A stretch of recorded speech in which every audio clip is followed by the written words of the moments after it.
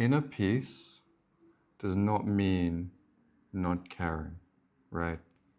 So often a lot of people, they have their experience of life, which is a little bit kind of up and down.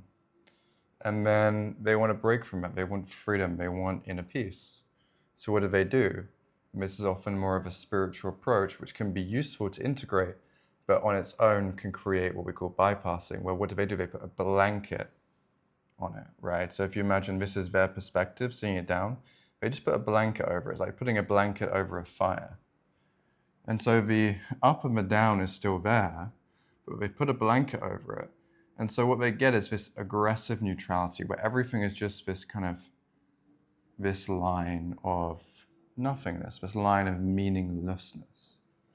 However, what I recommend and what allows us to get to a much deeper version of inner peace, right? To a much more full, more wonderful, more awe-inspiring version is if you imagine this is up and down, what we do is we almost flip this horizontal by removing the added constructs.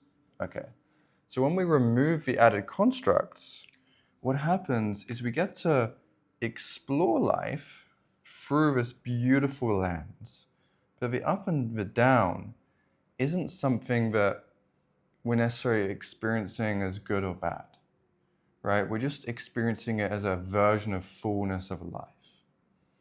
We're not attached to it. For example, let's say you had this up and down experience and it was attached to an idea of worthiness or love. So that's why you were so invested, right? When this person does this, it makes you feel unloved and just lack of wholeness. But when we remove that meaning, we get a real deep sense of peace, yet we're still navigating the same fullness and life that was there before.